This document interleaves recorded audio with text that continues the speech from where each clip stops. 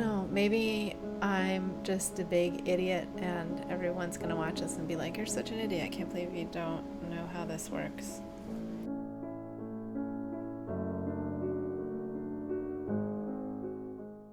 Hi, everybody. Welcome to the show. Today is episode 151, and we are going to be talking about gauge swatches and how they are dirty, dirty liars.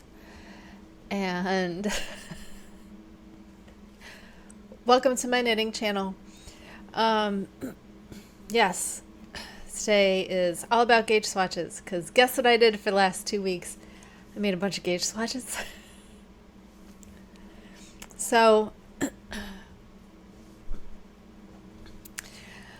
okay, what happened? Well, when we moved into the new house in the fall, last fall,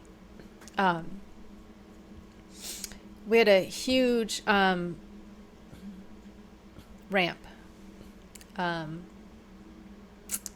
Wheelchair ramp in front of the house, and our house is long, wide.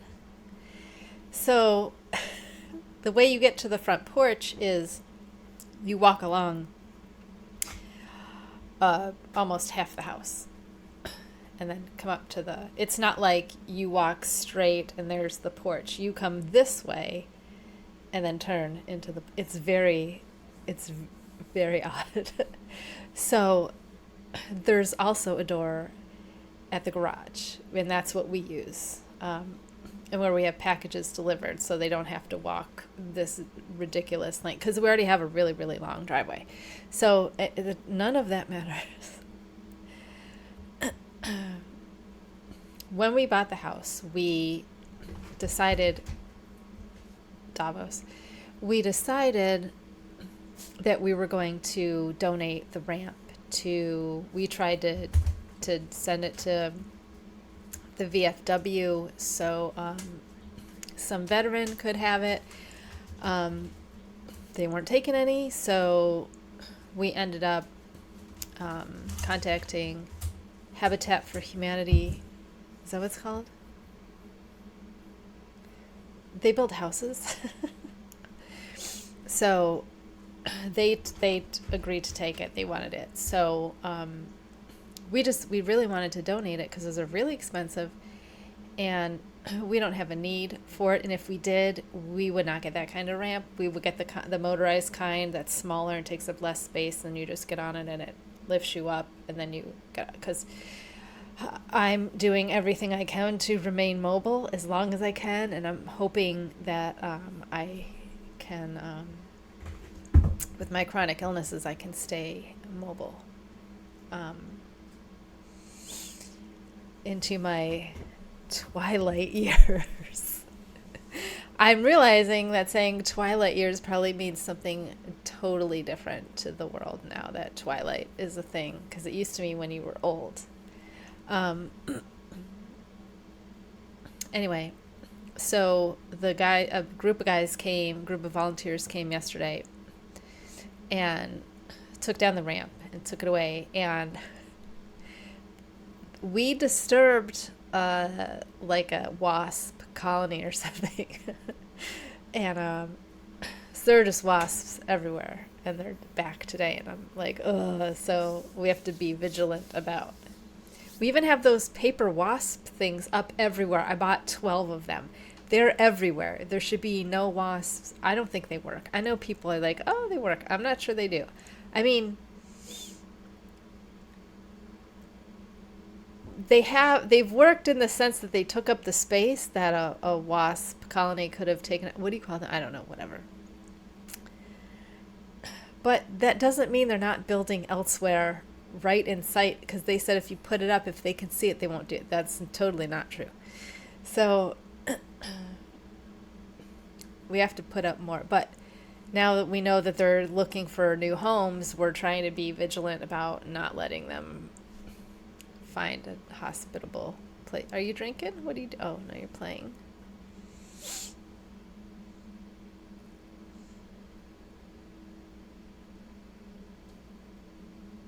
Is there a chipmunk? There are chipmunks. I have seen, I think, 4 chipmunks at one time.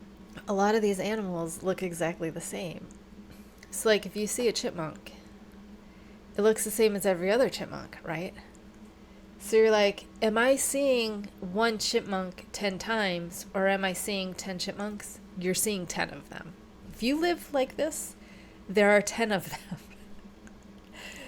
Like, I knew we had 2 groundhogs. Now I think we have 4, because I've seen 2 back here and I've seen 2 out front. And this is completely fenced in. And I'm not sure. I know fences don't deter, but the way I've seen them go in the front yard is over to the neighbors. So I don't think they're the same 2 that I'm seeing. Anyway, the squirrels are a little bit easier to tell apart because we have 4 different types of squirrels. We have gray squirrels. We have black squirrels, which is a genetic mutation of the gray squirrels. They were released at Kent State University in 1963, I think. So they have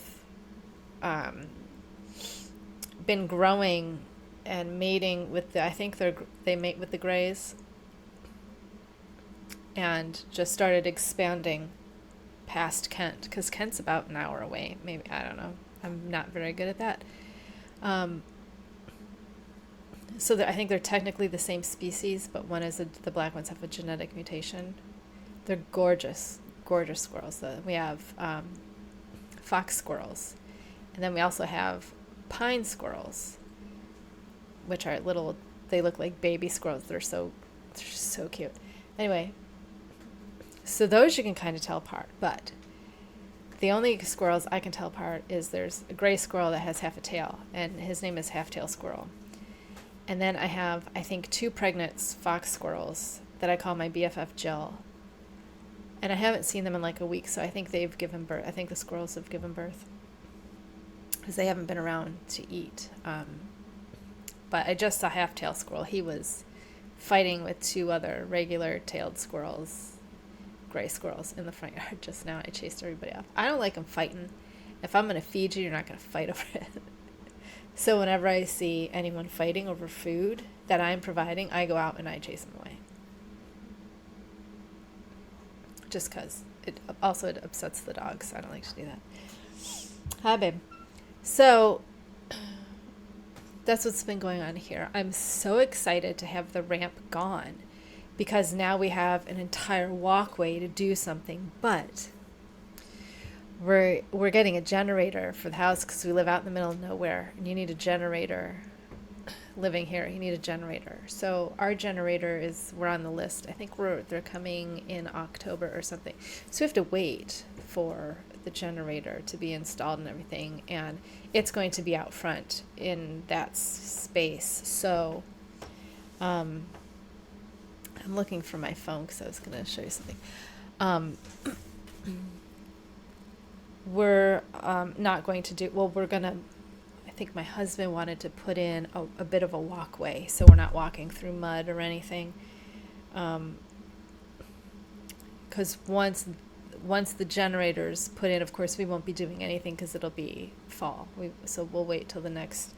I'm trying to figure out what I want to do with all of that, because it's a lot of space. It's the whole half of the house, whole length of the house, half of the house. So I have 4 hydrangeas, 3 that are very tall, and then 1 that's been a bit stumped, I think, because they don't get a lot of light where they are. So I wanted to transplant those this fall, but I don't know where to transplant them. And there's also, I think, 4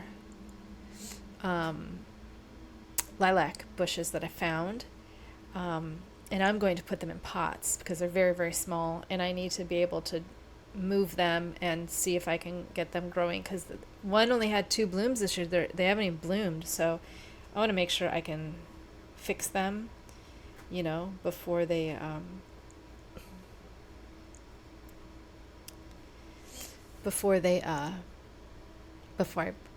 they need to get bigger before I put them wherever I'm going to put them, and I don't know yet. So I wanted to show you. This is by Gas Meter. Yesterday, this is a Norway spruce, just growing, just a baby, just growing. You see how small it is? It's so small. It's like a tiny Christmas tree.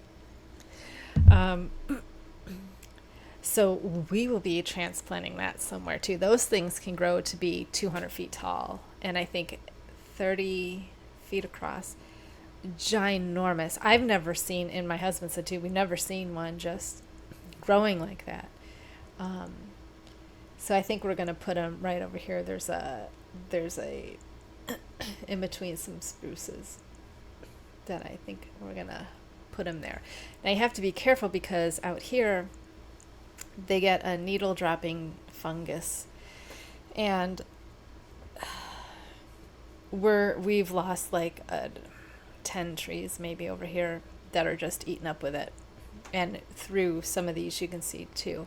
There are different types of evergreens that are less prone to that, I guess. But they said the best way is to not let them touch because I guess that's how the fungus, is it a fungus? It comes and if they're touching, so you have to keep them from touching. And then you have to cut off the afflicted. So we can tell on the trees back here, they're missing branches like about halfway up. So we know that the people knew this was happening over here.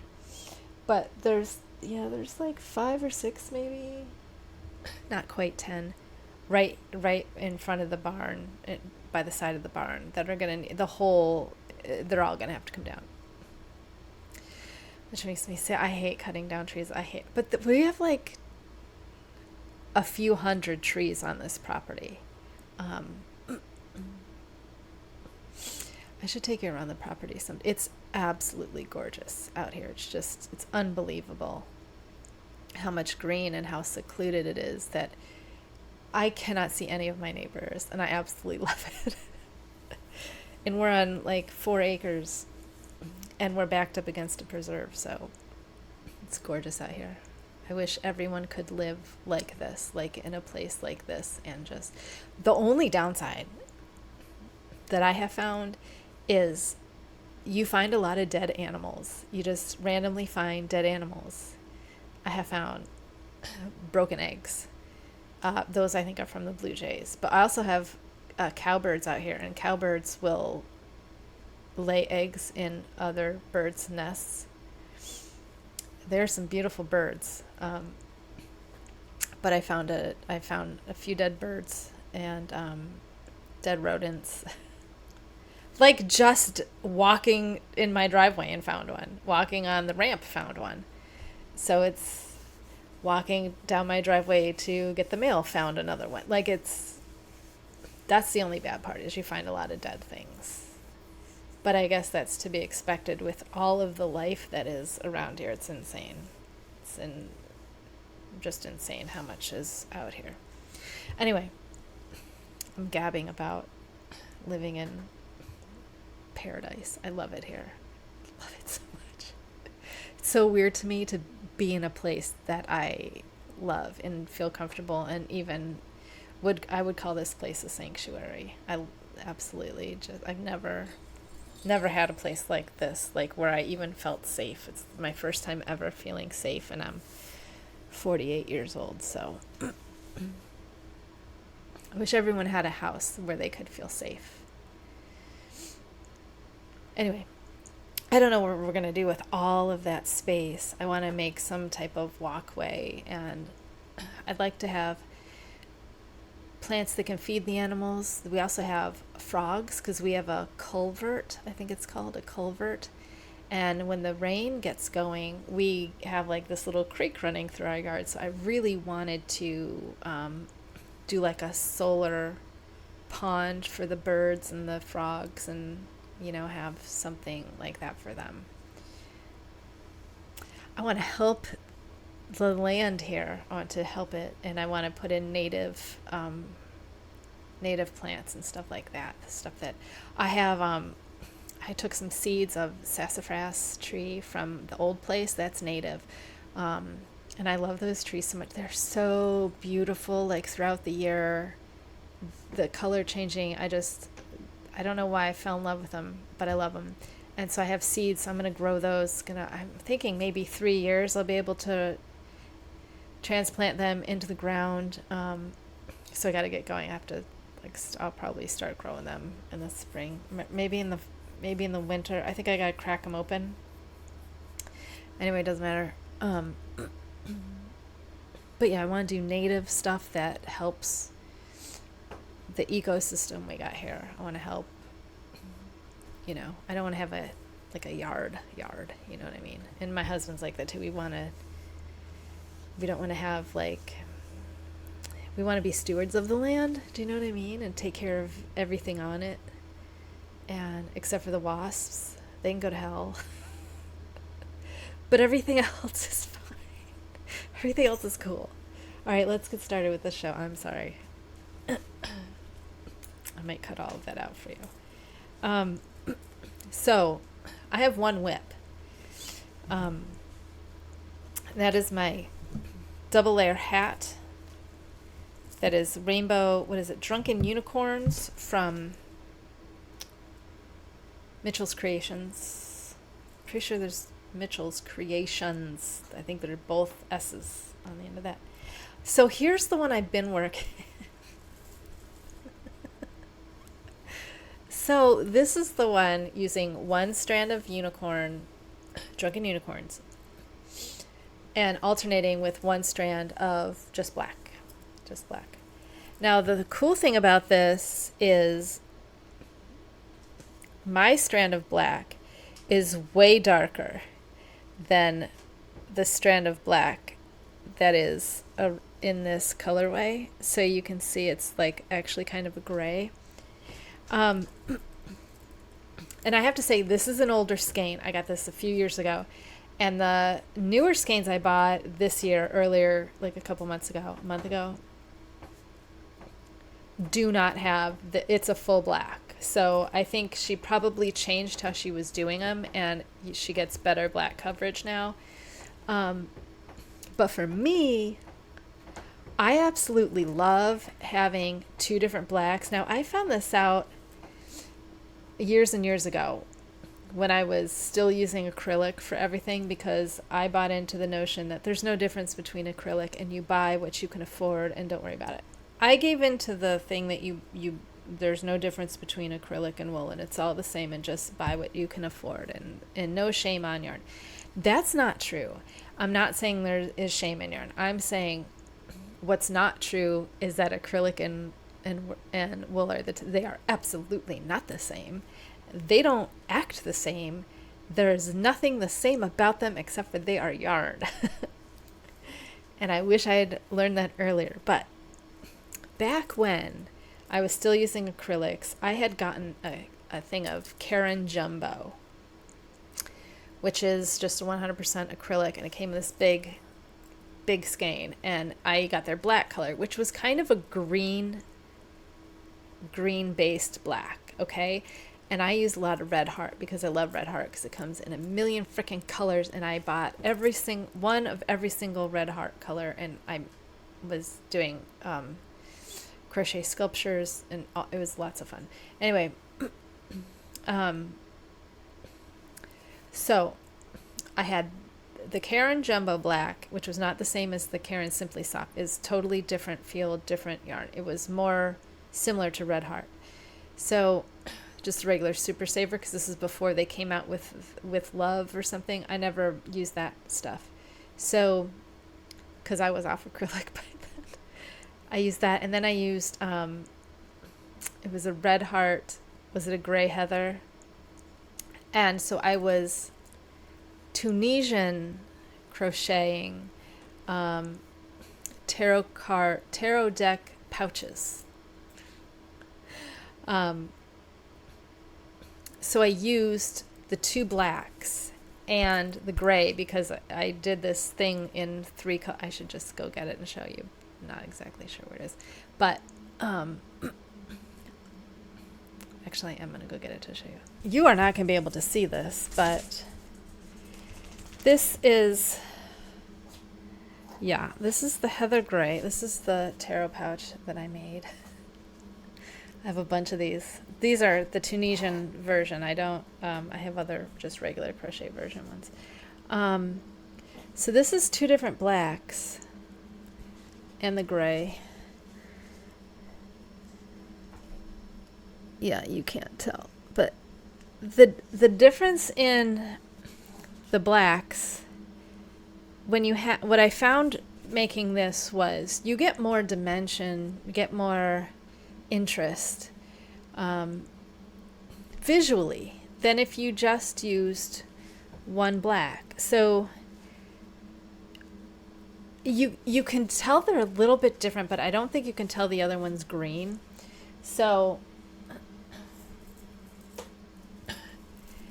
that's why I love this so much, because it gives you a little bit more visual interest than it just being deep dark black. Although I do love deep dark black, I'm not saying that, but I'm saying on the times that you can do this is kind of fun and gives you something a little bit unexpected, a little bit, I don't know.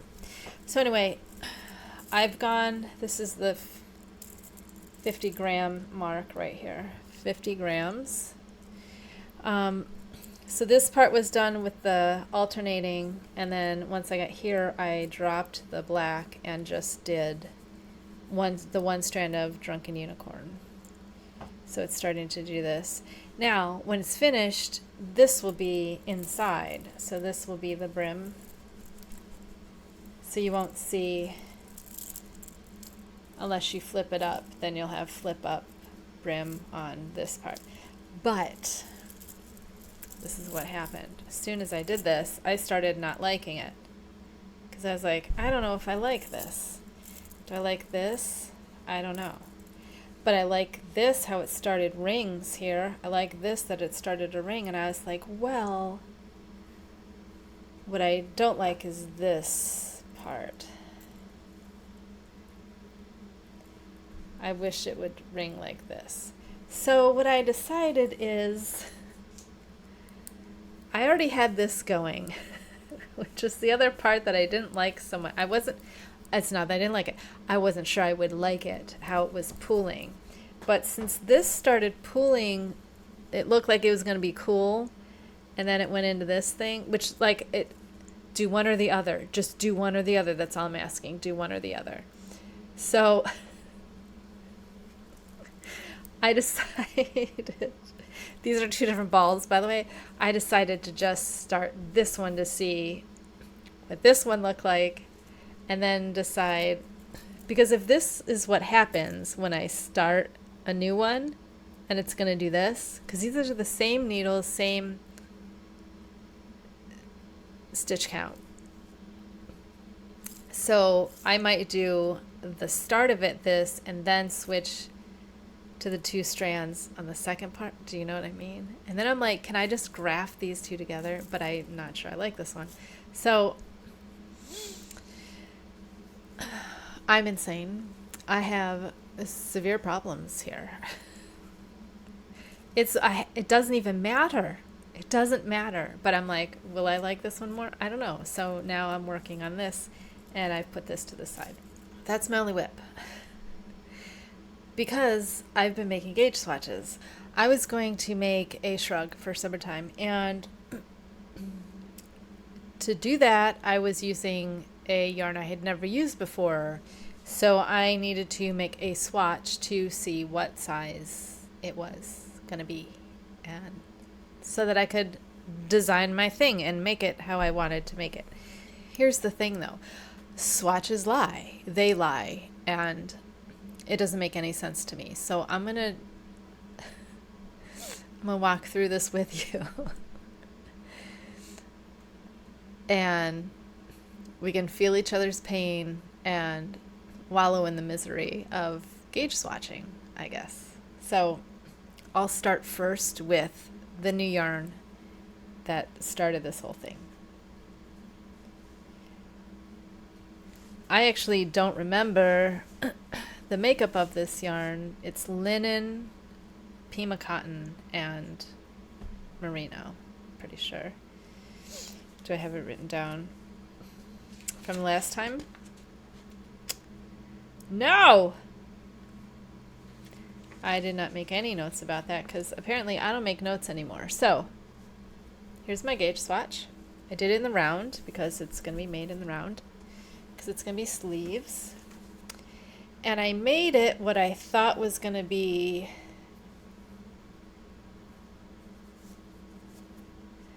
on the needles of the pattern I was going to use. I went with that. I used that gauge as a starting point and did, this is 11 inches for me. My arm is 11 inches. So I went for 11, actually, did I go for 12 inches? I might have gone for 12 inches with a little bit of ease, because I've started working out this, and so I don't know what my arms are gonna look like. So I think I had to swatch for 12. Might have been. I can tell you. So 78 would actually be 11 inches. So this should fit better than it does. And this is not 11 inches. Because I can get 2 full fingers in here. I would say it's 12 inches. But anyway. The actual gauge for this, for 4 inches on the gray swatch, is 28 stitches and 38 rows. Okay? Which means in order to get 11 inches, we would need 77 stitches. And I did 78. So by this gauge, this should be 11 inches. And it's not, because we know this is 11 inches. And we know that this is big. Now that's not to say if this kept going, it would eventually, maybe it eventually would fit that way. I'm not entirely sure, because I have this swatch in the round.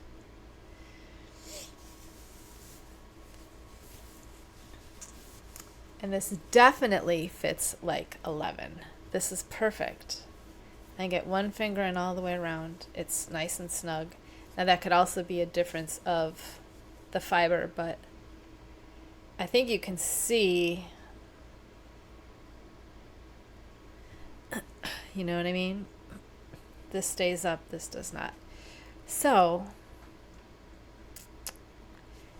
this is not the same gauge, though. This was done on a 4. This is this is a strand of fingering held with a strand of mohair. This gauge swatch was for fingerless mitts. This is Hugh Loco Fight Like a Girl.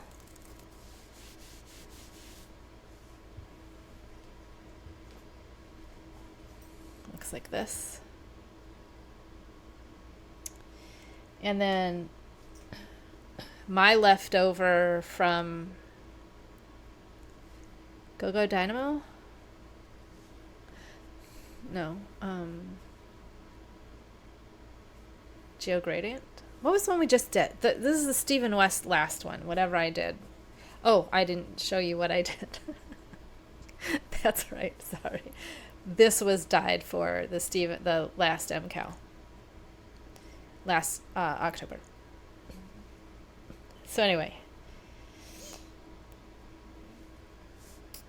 this is a swatch I already had going because I wanted to see what the gauge was on size 4, which is the same, my gauge on a 4. I will tell you this. This is why I use a 4mm most often, because every time I use it, I don't even have to look. I know what it is. For 4 inches, 20 stitches and 32 rows every frickin' time. Doesn't matter what it is. It doesn't matter what fiber, anything, in the round, flat, whatever. 4mm gives me 20, 32 every time. Every time. It's what I make the dog sweaters out of. It's what I make most of my sweaters out of.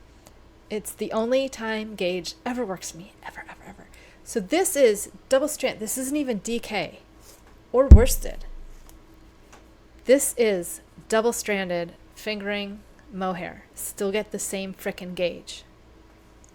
It's ridiculous. This is the only time it ever works, ever, ever, ever. And still, the math doesn't work out. And we're going to tell you, because for this swatch, 2032 on a 4mm, that means what I made this, 48 stitches. I'm calling this 11 inches. I'm saying this fits 11 inches. Now, according to the math of the 4 inches, 20 stitches, 11 inches should be 55. This is 48. Okay?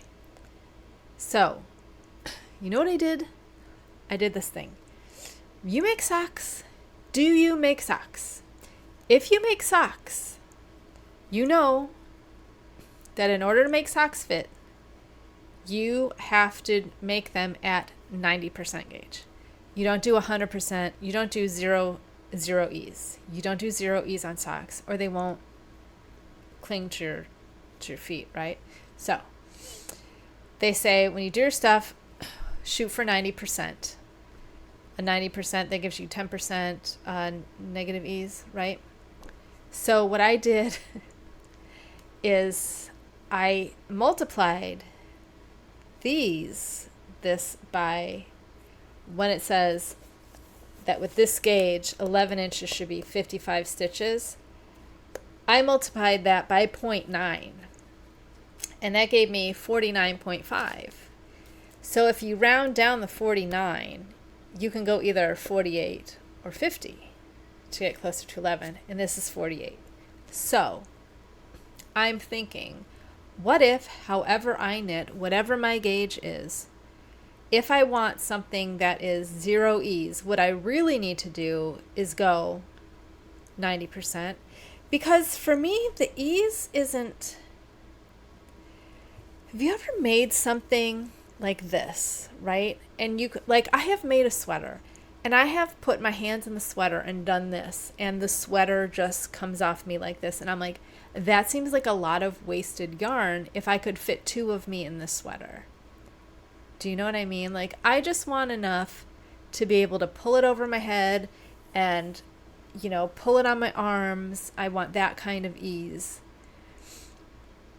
Like, that extra yarn seems wasteful with the yardage, wasting too much yarn unnecessarily, too much time doing extra stitches unnecessarily. So stuff like that. And I don't mean like purposefully oversized things. You know what I mean? I mean just a sleeve. This is like perfect fit here. Perfect fit.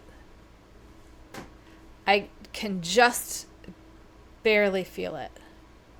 So it's not like squishing me or anything. It's like, you know, when you have a dog coat, like I can put my whole hand in here. So that's like the stretchiness of the fabric, right? This is why gauge lies. Because it's not just the gauge, it's also the ease. And I don't think we properly understand ease. Maybe that's what I don't understand. Because why does this say this should be 55 stitches for 11 inches if 48 gives me 11? Do you know what I mean? Does it never make sense to you either? It never makes sense to me. So I have a third swatch. This I swatched for my forearm, which is 9.5 inches. Again, this is one fingering weight, 2.75. Okay? What did we get with this swatch? We got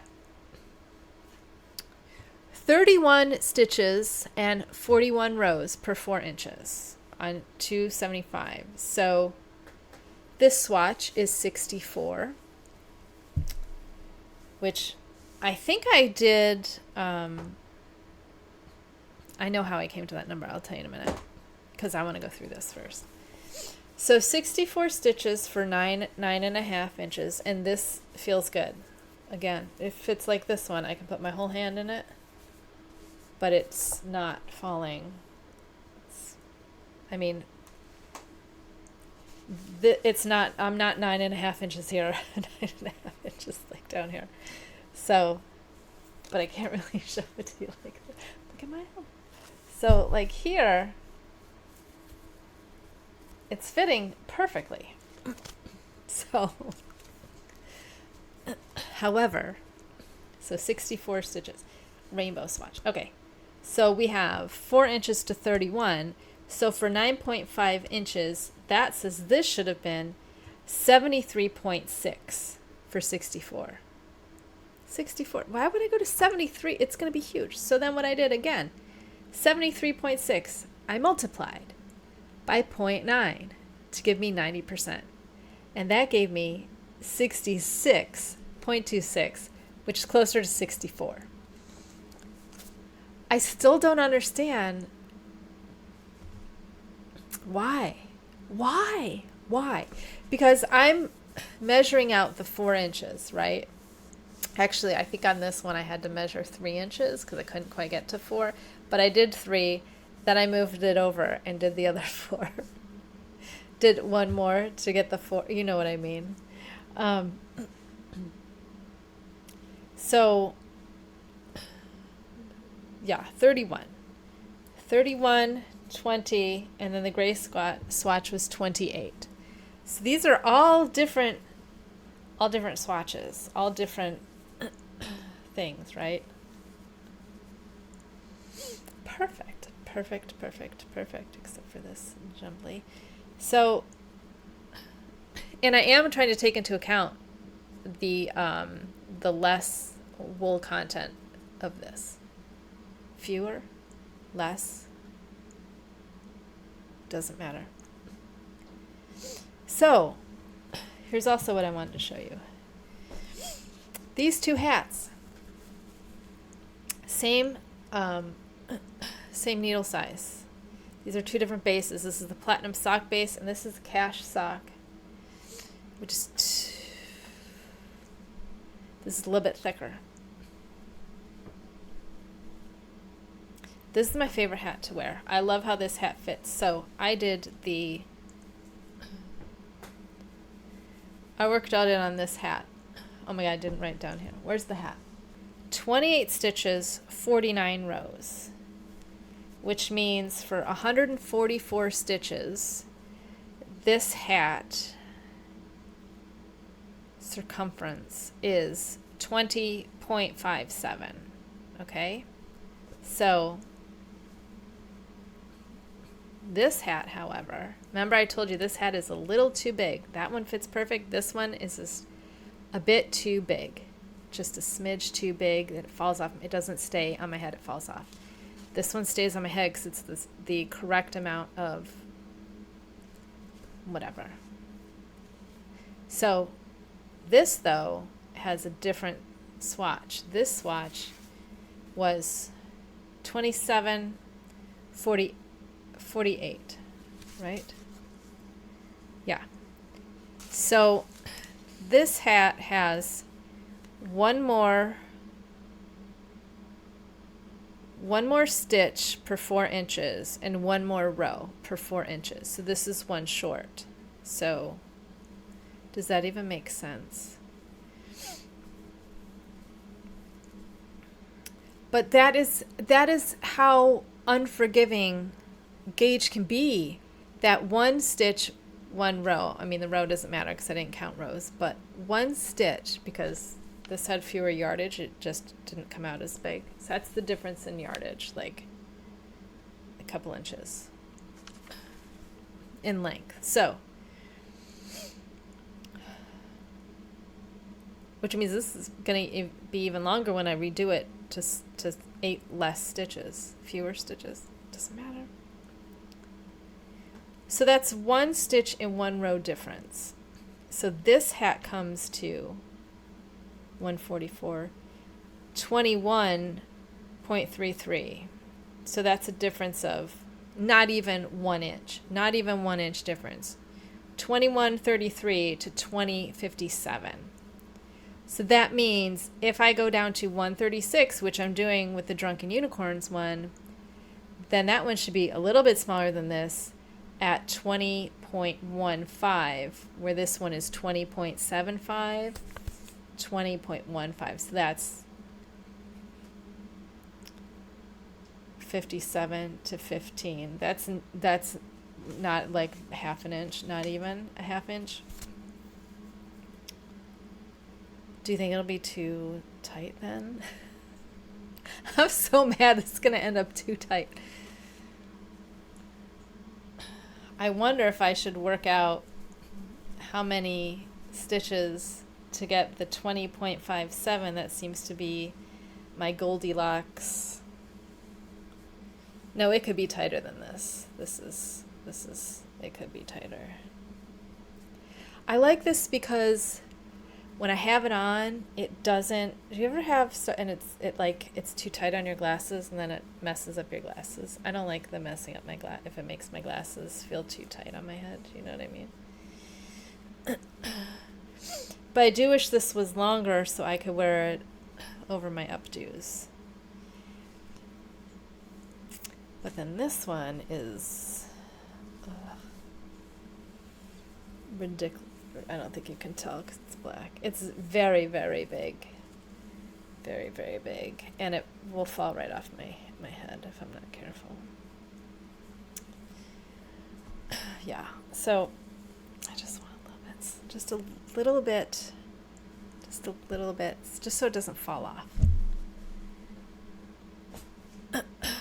So those are 5 different. Does it make any sense to you that these are on the same needle, different fibers, and we get 1 stitch and 1 row difference, but this,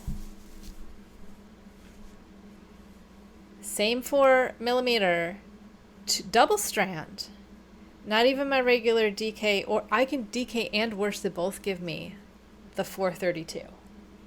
And this is in the round, double stranded, give me 432. Why is the 4mm magic and the 275 is this, what's the word? Like sensitive? What's the word when it sensitive is not the right word, but you know what I mean. You know the word I mean, right? 4 every time. 4 is just magic. It must be something about the 4. And this was on the minis. The 9, was it a 9-inch? A 9-inch needle, 12-inch needle, something. No, because it was 11. So it's probably a 9-inch needle. A 9-inch needle. This wasn't even. That's not even on the same needles because for the dog sweaters, I use 2 12-inch circulars. For my pullovers, I use the Chiagu interchangeables, 4-inch tips, with the 12-inch. 12-inch. Wait, did I? No, I used the minis. I think the Chiagu minis for the last one. I think. My question is, how can I use a bunch of different needles, a bunch of different yarns, even 2 yarns together, and get the same gauge consistently? Use the same ass needles. And it's temperamental. That's what I meant, not sensitive. It's that temperamental. That temperamental. How? That doesn't make any sense at all to me. How? These are both fingering weight. There's maybe a 30. What is? Hold on. So 463 and 437. Is that what I said?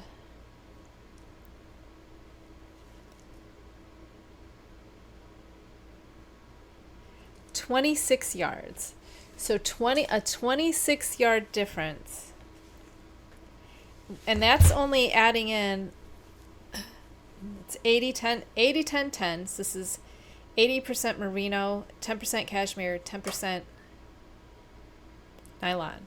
And this is, what is platinum sock? 75-25. 75-25 80, 10, 10. 26 different yardage. Two totally different sizes.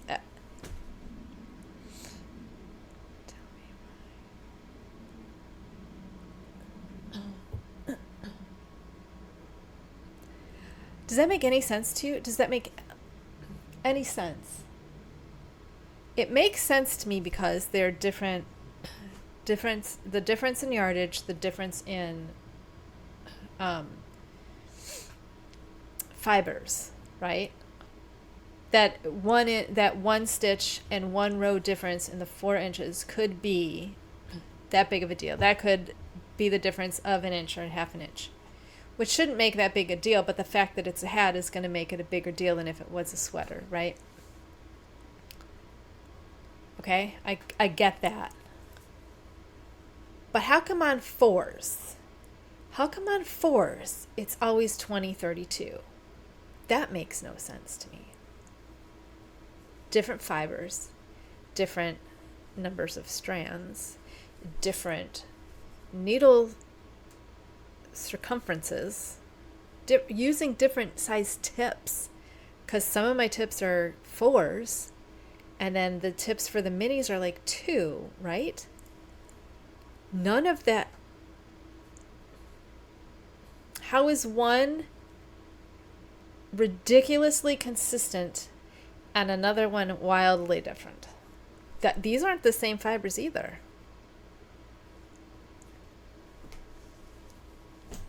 None of this makes any sense. So, can confirm that is my previously pregnant favorite squirrel, my BFF Jill, and she is no longer pregnant, still looking frazzled. I know it's her because her fur just looks frazzled.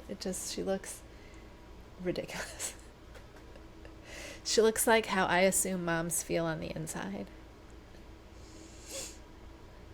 I haven't seen her in like a week. I was getting like worried because all the squirrels here were so pregnant. I had 2 of her and another little pine squirrel that was very, very obviously, might have been 2 pine squirrels. It's like I said, it's hard to tell them apart. There's no other distinguishing characteristics or color. Jill has like a white spot on her one ear, and her fur is always like, it looks like she needs a good brushing. Like she just needs someone to take a brush to her. She's a fox squirrel. I'm so excited she's okay. I was really worried because I'm stupid and I get worried about wild animals because I don't want to find her dead in my driveway. Okay. So, I don't have an answer. I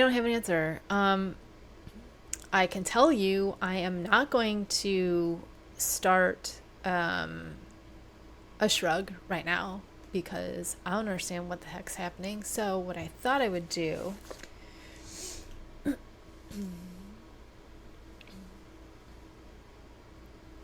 I do have both of these. And I'm wondering if I should do the 4s, the 4mm double-stranded, even though I won't wear this until the weather turns because it's so hot. But this is a consistent gauge for me. Now, if I take it and do it at a 90%, maybe I try the arm warmers that way. And then if that works, the reason I want to do this first is because that's less work, less rows, less stitches in order to get this fit. And then if I have this, then I can match this to it. Maybe doing the 90 percentile of this. What do you think of that? Because these are going to be smaller than an entire shrug. And that might give me a better idea of if I can fit my hand figure out how to fit. I also don't know how far down I want the sleeves to go, but my biggest is across the back, that across the back portion. So I'm wondering, should I do a smaller version, a smaller project? I might just keep knitting on my hat, to be honest, because like my brain is like, what is even happening? How do you make sense of this if none of it makes sense? None of my numbers came out, and I know I'm measuring right because I watched the pink knits and how you measure, right? And you measure different ways. And these are completely in the round. I didn't even skip the back part. I did totally in the round to get a full swatch. Washed it, laid it out, did all kinds of ways to mess with it, took a bunch of different ways. I think the best way is to say, does this fit 9.5 inches? That to me makes the most sense, right? This is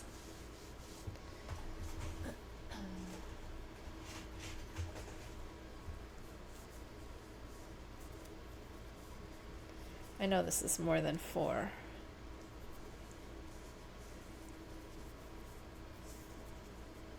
Yeah, this is more than 5 inches, including the rolled up edges, 5 inches. Because I figured then I would let it roll for ½ inch on the beginning and the end, and then I could measure 4. And I measured 4, then I moved it around, I measured 4 again. I measured all of them like 8 times. I don't understand how you can count it, but then the math doesn't work out to what it's supposed to be, and I don't understand. If the problem is ease, like what does 11 inches, because 11 inches doesn't count the stretch that it has in it, right? It's just if it's not stretched at all. If it's normal, laying there, nothing in it, just normal. Right? But then you have, right? Like all of that. I think it's hard because it's not solid. It's not like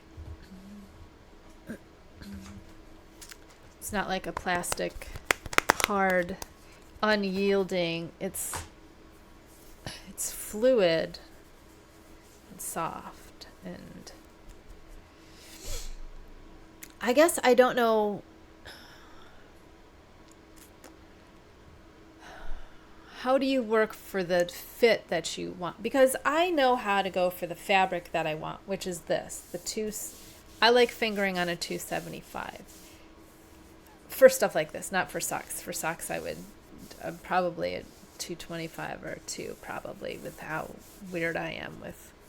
I'm always way, way lower in needle size than normal people. So stuff like shawls I don't care about. As long as I like the fabric, I don't care. But when it has to fit, that's completely different. That's a completely different side of knitting, is when something has to fit. So what kind of fit do you want? Do I want this to be this big on my wrist? Absolutely not. I do not want that much excess fabric there. But I also don't know that I want it this tight either. It's not really tight though. Right? That's not even tight. How can that be tight? Except my whole other arm in here. It's like it means nothing.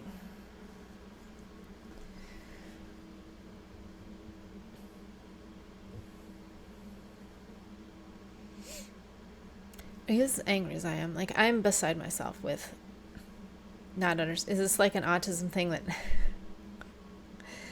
this doesn't make any sense and it should make sense. You measure something, it should, then the math, I can't trust math. I can't trust, the math is not mathing. That is my problem. Like, why is the math not, why is this telling me I need 55 stitches?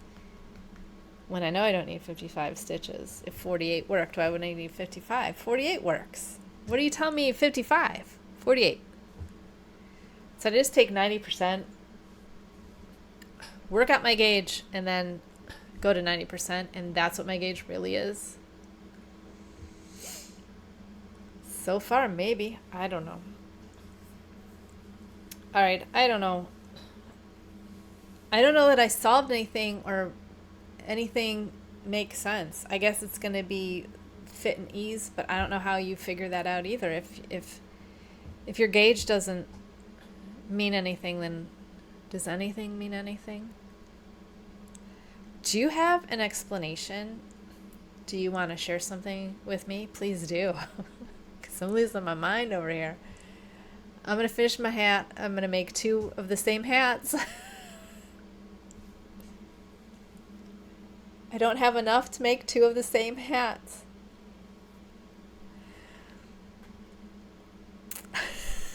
It's so crazy. What's even more hilarious is I bought extra junk and unicorns to make arm warmers. I just haven't decided if I'm going to do them plain or hold them with mohair. So, I don't know. And I have more, like I have a bunch of self-striping yarn, and since I don't make socks, I'm going to make arm warmers with them because I love arm warmers.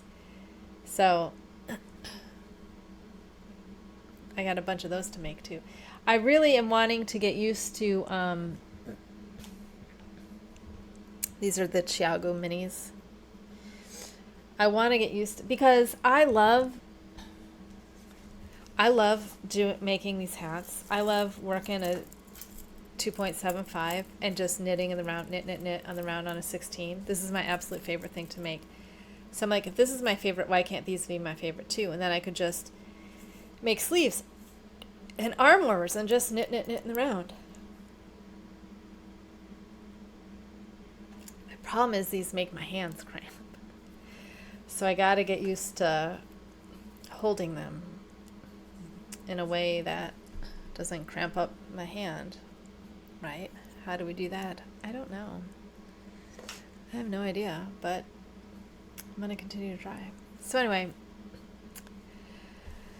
that's the show, because I'm more confused now than I was when I started, and I just want to knit on my hat. I just want to knit my hat and forget everything and not make any decisions or do any more math today. I'm gonna drink